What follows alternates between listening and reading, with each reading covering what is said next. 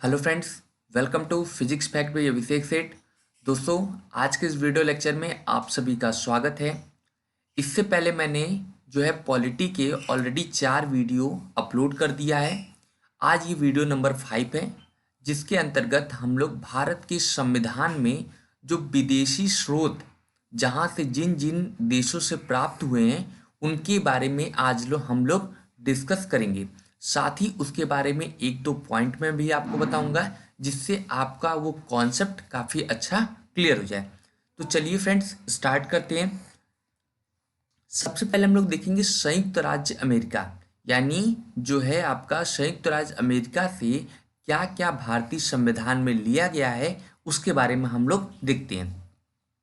तो संयुक्त राज्य अमेरिका से भारत के संविधान में मौलिक अधिकार लिया गया है। मोस्ट इंपॉर्टेंट, जिसको मैंने रेड कलर से किया आप जान लीजिएगा, वो काफ़ी इंपॉर्टेंट है आपके लिए जो है एग्जाम के पॉइंट ऑफ व्यू से।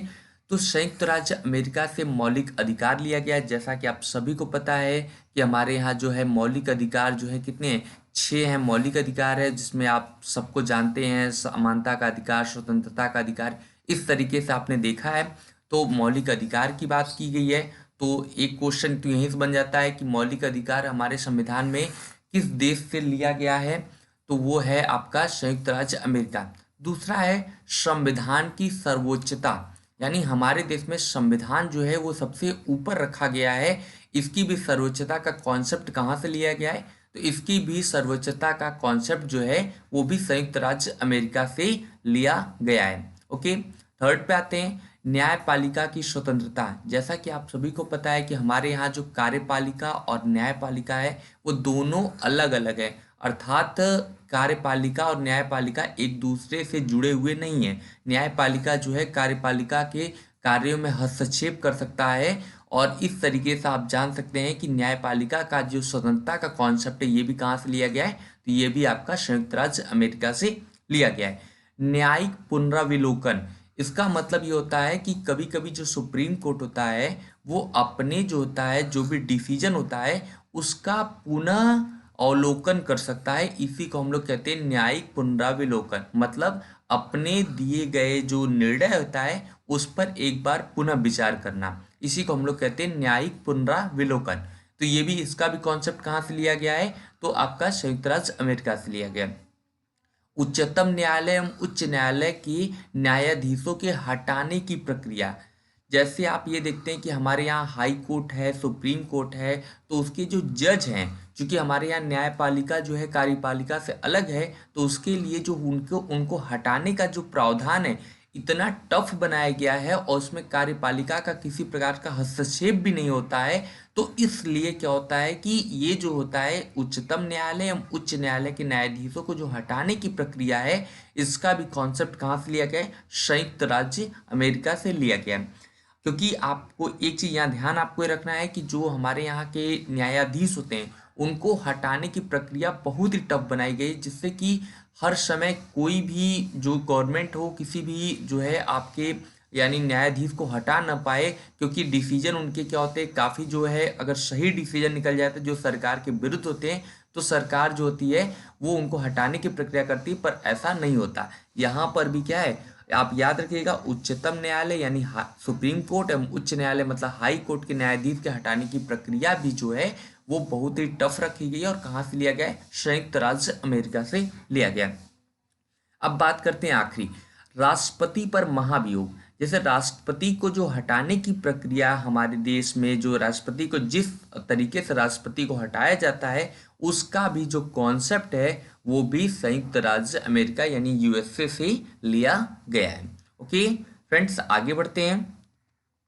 अब देखते हैं ब्रिटेन, यानी ब्रिटेन से क्या क्या लिया गया उनको देखेंगे, क्योंकि काफ़ी हद तक जो हमारे यहाँ का जो कॉन्सेप्ट है, क्योंकि हमारे यहाँ जो ब्रिटिश गवर्नमेंट ही हमारे ऊपर राज की है, तो बहुत सारी चीज़ें जो है वो ब्रिटेन से ली गई है। देखते हैं क्या क्या है।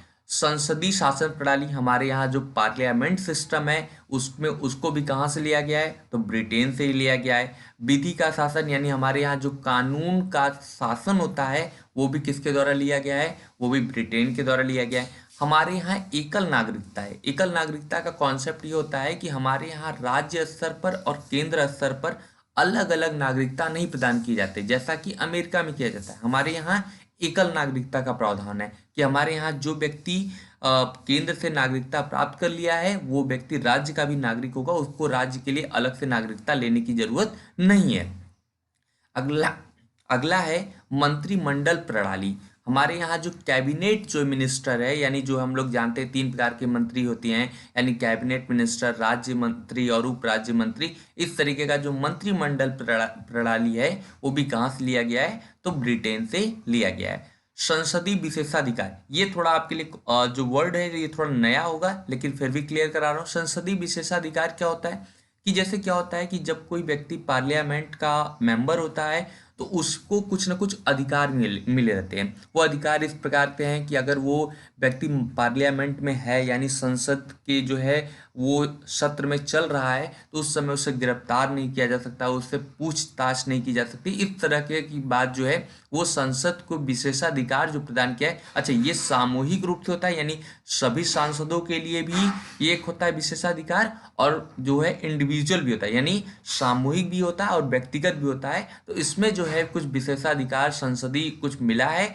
उसमें सभी मेंबरों को अलग अलग मिलता है, सामूहिक रूप से मिलता है। तो वो भी आपको किस में आता है, उसका भी कॉन्सेप्ट कहाँ से लिया गया है, ब्रिटेन से लिया गया। अब अगला बात करते हैं द्विसदनात्मक प्रणाली। हमारे यहाँ जो द्विसदन है, जैसे हम लोग जानते हैं ना आपका राज्यसभा लोकसभा द्विसदन है, इसी तरीके से द्विसदनात्मक प्रणाली भी जो हमारे यहाँ कहाँ से लिया गया है कॉन्सेप्ट, इसका भी कॉन्सेप्ट हमारे यहाँ जो है ब्रिटेन से लिया गया है। अब बात करते हैं परमाधिकार लेख। अच्छा, ये परमाधिकार क्या लेख होता है? परमाधिकार लेख होता है कि जो हमारे यहाँ बड़े अधिकारी हैं उनकी जवाबदेही जो सुनिश्चित करने के लिए ये प्रक्रिया लाई जाती है कि आप कभी जो है किसी प्रकार का गलत कार्य करते हैं या जो है शोषण करते हैं तो उसके लिए भी जो है वो क्या किया जाता है, यानी हाई कोर्ट और सुप्रीम कोर्ट में एक रीट दायर की जाती है, जिसके माध्यम से क्या किया जाता है कि कोई भी व्यक्ति जो है वो अपना रीट दायर करने के बाद ही ये क्लियर कर सकता है कि वो जो है वो जो पर्टिकुलर अधिकारी है वो उसमें उसका जवाबदेह करे और कहाँ पे, न्यायालय में उपस्थित हो। तो इस तरीके से आप परमाधिकार लेख को समझ सकते हैं कि किसी अधिकारी के विरुद्ध ये रीट दायर किया जाता है जिससे उस अधिकारी की जवाबदेही सुनिश्चित की जाए। ओके, चलिए नेक्स्ट देखते हैं। अब हम लोग आते हैं फ्रांस। फ्रांस से क्या क्या कॉन्सेप्ट, यानी जो फ्रांस देश है उससे हमारे हमारे देश में क्या स्रोत आए हैं, तो है गणतंत्रात्मक शासन प्रणाली। कि हमारे यहाँ जो शासन प्रणाली होगा वो कैसा होगा, गणतंत्र होगा। यानी गणतंत्र का मतलब होगा कि हमारे यहाँ जो होगा शासन में वो वंशानुगत नहीं होगा। वंशानुगत होने का नाम मतलब है कि हमारे देश में जैसे कोई भी शासन होता है, जैसे पहले के लोग क्या होते थे, राजा लोग होते, तो राजा का जो पुत्र होता था वही शासन करता था। लेकिन गणतंत्रात्मक शासन प्रणाली में होता है जिसके पास जो होता है गढ़ होता है, यानी जिसके पास समूह ज्यादा होता है उसी की शासन चलती है। या इनडायरेक्टली कर सकते हैं जिसका जनता में ज्यादा प्रभुत्व रहेगा उसी को हम लोग क्या करते हैं, हमारे यहाँ के जो है प्रधानमंत्री राष्ट्रपति वही बनते हैं। ओके, तो ये गणतंत्रात्मक शासन प्रणाली याद रखिएगा किसका है, फ्रांस का है। प्रस्तावना में स्वतंत्रता। हमारे यहाँ जो है प्रस्तावना में बहुत सारे, मैंने एक वीडियो लेक्चर इस पर पहले ही बना दिया प्रस्तावना के बारे में, तो उसमें मैंने सारे वर्ड को क्लियर किया है। तो यहाँ पे आप समझ जाइएगा जो प्रस्तावना में स्वतंत्रता है, समता है, मतलब सभी व्यक्तियों को स्वतंत्रता की आज़ादी है, सभी व्यक्तियों को समता की आज़ादी है, सभी व्यक्तियों को बंधुता का जो कॉन्सेप्ट है ये भी प्रस्तावना में रखा गया है कि सारे जो है व्यक्ति या नागरिक जो हैं एकदम स्वतंत्र हैं और उनमें क्या है, सभी को समान रूप से अधिकार मिले और वो एक दूसरे के साथ क्या बंधुतापूर्ण व्यवहार करें। इन सब का आदर्श का कॉन्सेप्ट भी कहाँ से लिया गया है, तो फ्रांस कंट्री से लिया गया है। अगला आयरलैंड, मोस्ट इंपॉर्टेंट, क्योंकि आयरलैंड से ही ज्यादातर क्वेश्चन आपको दिख जाएंगे, तो मैं आयरलैंड को बता रहा हूँ क्या क्या है इसमें।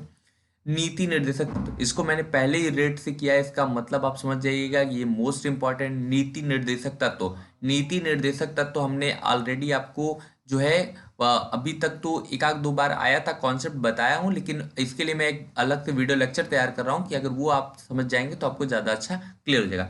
तो नीति निर्देशक तत्व, तो नीति निर्देशक तत्व के अंतर्गत जो भी हमारे यहाँ का कॉन्सेप्ट होता है कि ये होना चाहिए भविष्य में, सरकार के ऊपर ये जिम्मेदारियां हैं, इन सबको क्या किया है, कहाँ से लिया गया है, तो आयरलैंड जो है कंट्री से लिया गया है।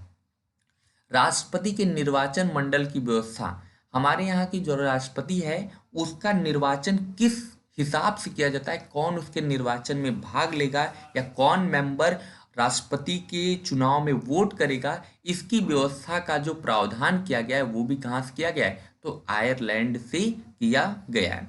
राज्यसभा में सदस्यों का मनोनयन, जैसे हम लोग पता है कि राज्यसभा में 12 सदस्यों को मनोनीत किया जाता है राष्ट्रपति के द्वारा, तो इसमें भी जो ये मनोनयन का जो कंडीशन है वो भी कहाँ से लिया गया है, तो वो भी आपके आयरलैंड से लिया गया है। ऐसा इसलिए किया जाता है क्योंकि सारे व्यक्तियों को हर क्षेत्र का ज्ञान नहीं होता है, इसलिए विशेष विशेष ज्ञान या विशेष क्या होते हैं उसमें प्रतिभाग रखने वाले व्यक्तियों को मनोनीत किया जाता है राष्ट्रपति के थ्रू। तो आप याद रखिएगा, राष्ट्रपति में जो राज्यसभा में जो सदस्यों का 12 सदस्यों का मनोनयन होता है वो इसका कॉन्सेप्ट कहाँ से लिया गया है, तो आयरलैंड से लिया गया है। ओके फ्रेंड्स, आगे बढ़ते हैं।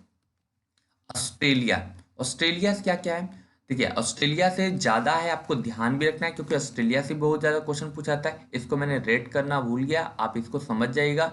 सबसे ज़्यादा इंपॉर्टेंट समवर्ती सूची, हमारे यहाँ 3 प्रकार की सूचियां हैं, राज्य सूची, केंद्र सूची और समवर्ती सूची। तो हमारे यहाँ जो समवर्ती सूची का कॉन्सेप्ट है, यानी जिस पर राज्य सरकार भी कानून बना सकती है और केंद्र सरकार भी कानून बना सकती है, ऐसी सूची को हम लोग कहते हैं समवर्ती सूची।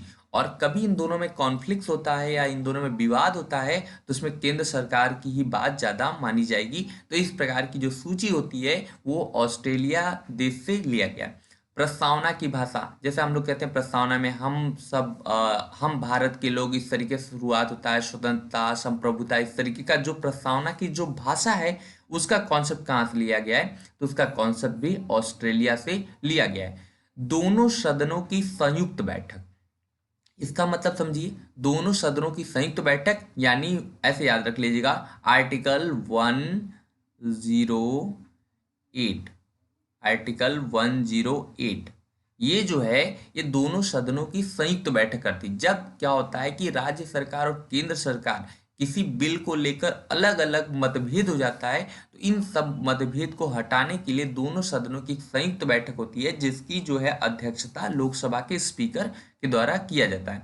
दोनों सदनों की संयुक्त बैठक जो है इसका कॉन्सेप्ट कहाँ से लिया गया है, तो इसका कॉन्सेप्ट भी ऑस्ट्रेलिया देश से लिया गया है। ओके, व्यापार, वाणिज्य एवं समागम की स्वतंत्रता, जैसे हम लोग कहते हैं कि हमारे यहाँ जो व्यापार है, एक राज्य से दूसरे राज्यों का जो व्यापार है, वाणिज्य वाला जो है यानी जो आपका बैंकिंग सेक्टर है, इन सब का जो वो किया जाता है कि इसकी जो स्वतंत्रता दी गई है, तो इसकी भी स्वतंत्रता कहाँ से लिया गया है, तो इसकी स्वतंत्रता आपको ऑस्ट्रेलिया देश से लिया गया है। तो आपको इतनी चीजें अच्छे से कवर करनी है। ओके, आगे बढ़ते हैं।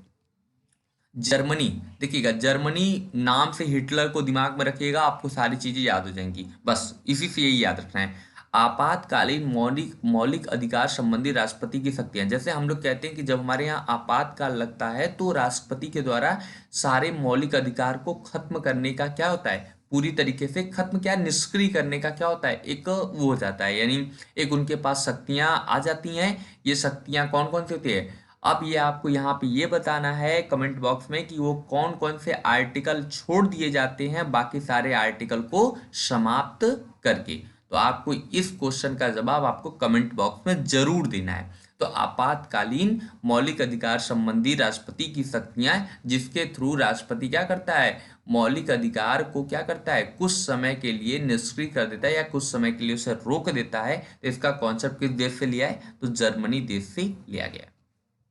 अब बात करते हैं कनाडा। कनाडा का नाम आते ही देखिएगा क्या होता है कि कनाडा को जब भी दिमाग में रखिएगा तो कनाडा से एक चीज याद रखिएगा, संघात्मक विशेषता। बस यही चीज अगर आप ध्यान रख लेते हैं तो आपका जो कनाडा से क्वेश्चन गलत नहीं होता। क्या है, राज्यों के शक्तियों का विभाजन।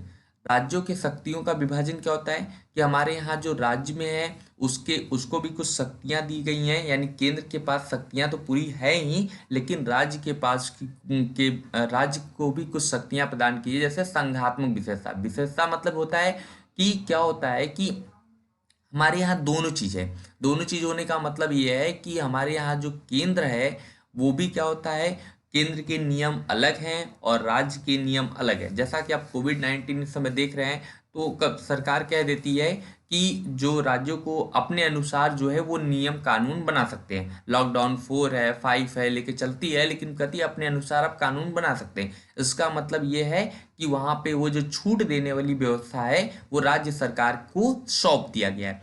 तो जो होती है हमारे यहाँ संघात्मक विशेषता है कि राज्य को भी अपने क्या है जैसे हम लोग जानते हैं केंद्र में आपका होता है राष्ट्रपति होता है, राज्यसभा होता है, लोकसभा होता है। इसी तरीके से आप देखेंगे तो जो उसमें होता है यानी राज्य में होता है उसमें आप देखेंगे तो आपको राज्यपाल दिख जाएगा, उसके बाद जो है वहाँ दिख जाएगा यानी विधान परिषद दिख जाएगा, विधानसभा दिख जाएगा। यानी ये सब जो विशेषताएं हैं ये भी कहाँ से लिया गया है, ये कनाडा जो है कंट्री से लिया गया।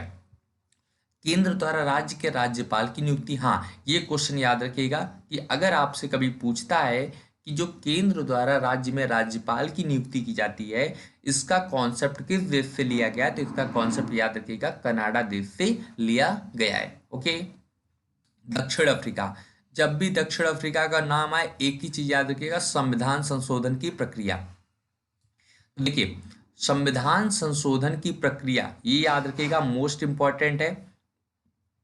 हमारे यहाँ जो संविधान में जो संशोधन करने की प्रक्रिया है वो कहाँ से लिया गया है, तो संविधान में जो संशोधन करने की प्रक्रिया है वो आपका दक्षिण अफ्रीका से लिया गया है। संविधान में संशोधन का मतलब जो हमारे यहाँ वो बन गया है यानी जो कॉन्स्टिट्यूशन बन चुका है उसमें अगर किसी प्रकार का संशोधन करना है तो ये जो है इसका कॉन्सेप्ट वो किस प्रकार संशोधित किया जाएगा इसका कॉन्सेप्ट दक्षिण अफ्रीका से लिया गया है।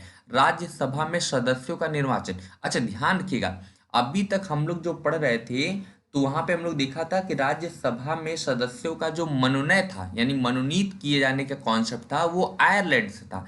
बट राज्यसभा के सदस्यों का जो निर्वाचन होगा किस हिसाब से किया जाएगा इसका कॉन्सेप्ट दक्षिण अफ्रीका से लिया गया है।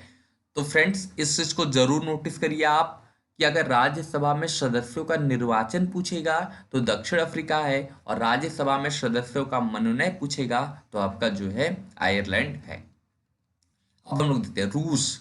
रूस से मोस्ट इंपॉर्टेंट क्वेश्चन बनता है कि हमारे यहाँ जो मौलिक कर्तव्य है, हमारे यहाँ का जो मौलिक कर्तव्य है उसका कॉन्सेप्ट किससे लिया गया है, तो उसका कॉन्सेप्ट आपसे जो है रूस के जो है संविधान से लिया गया है। अब देखिए प्रस्तावना में न्याय, इसको भी प्रस्तावना जब मैं पढ़ा रहा था तब भी आपको बताया था कि प्रस्तावना में 3 प्रकार के न्याय की व्यवस्था की गई है, सामाजिक यानी सोशल, आर्थिक यानी इकोनॉमिक्स और राजनीतिक मतलब जो है पॉलिटिकल।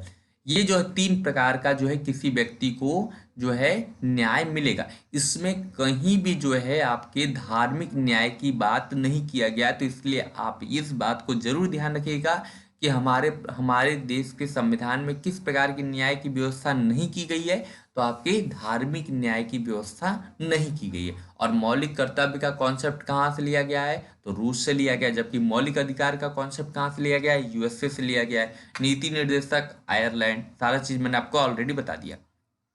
देखते जापान। जापान जापान द्वारा क्या है, विधि द्वारा स्थापित प्रक्रिया। हमारे यहाँ की जो विधि यानी जो है कानून के द्वारा जो भी हमारे यहाँ प्रक्रियाएं लगाई जाती हैं इसका कॉन्सेप्ट किस देश से लिया गया है, तो इसका कॉन्सेप्ट जापान देश से लिया गया है। इस तरीके से आज का वीडियो लेक्चर जो है समाप्त होता है। वीडियो अच्छा लगा हो तो उसे लाइक करिएगा, दोस्तों में शेयर करिएगा और हो सके तो इसका नोट्स बना लीजिएगा, आपके लिए काफ़ी इफेक्टिव होगा और आपका जो है कॉन्सेप्ट काफ़ी बढ़िया हो जाएगा।